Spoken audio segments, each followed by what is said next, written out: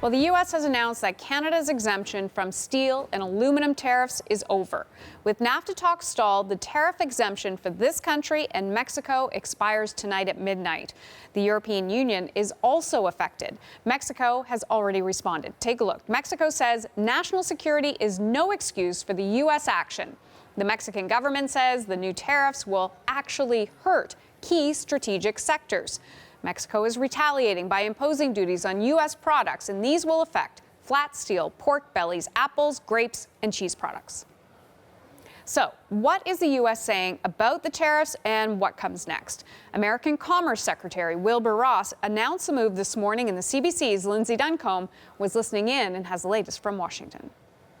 He spoke about the reason why this exemption will not be continued for Canada, the United States, or Canada, Mexico, and the EU.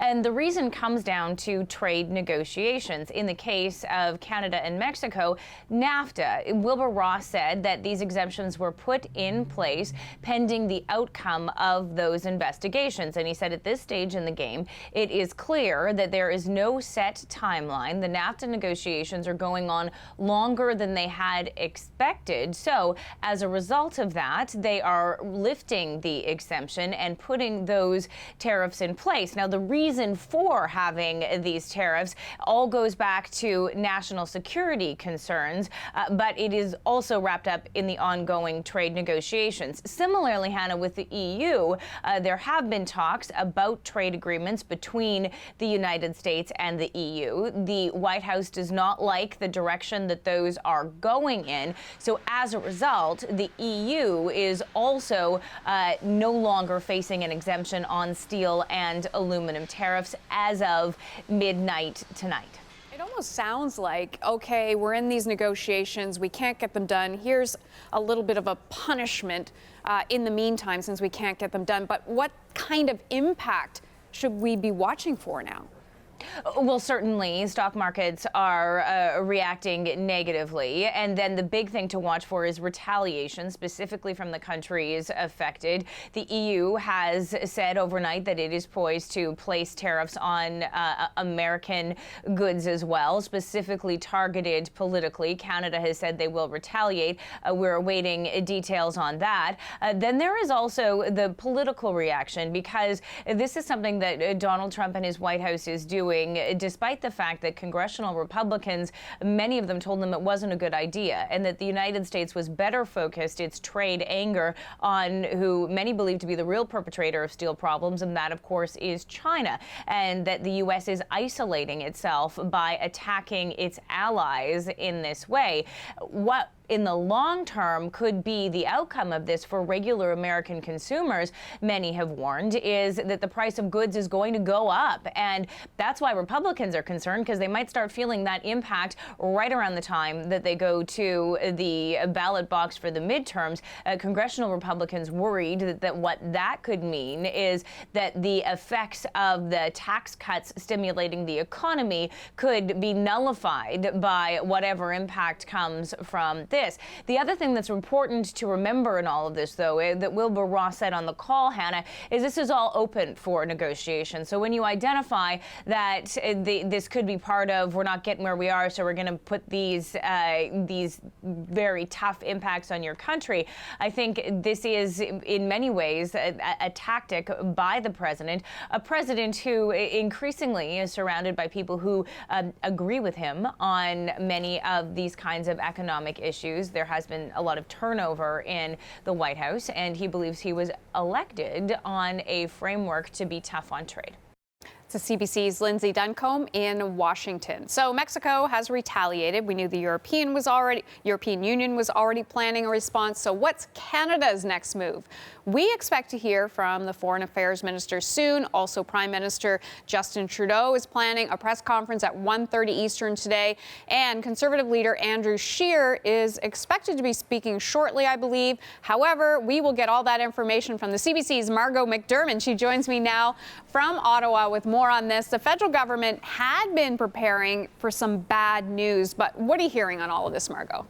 Well, yes, Hannah. We have been hearing from the government that it is prepared to protect Canadian interests. They've been saying that for a while, but a senior source with knowledge of the talks spoke to CBC this morning, and the Canada-U.S. committee met behind closed doors to kind of craft a response. And the source says to sort of find the sweet spot. In other words, to find a response that allows Canada to still be a credible country. And that's a quote. Essentially, though, they're trying to find a political response that actually has some bite in it and still allows Canada to maintain a relationship with its biggest trading partner. And that's a difficult thing to do. So as you say, we're going to hear from the Foreign Affairs Minister Chrystia Freeland and Prime Minister Justin Trudeau around 1:30 Eastern today, and we expect them to announce some kind of retaliatory measures.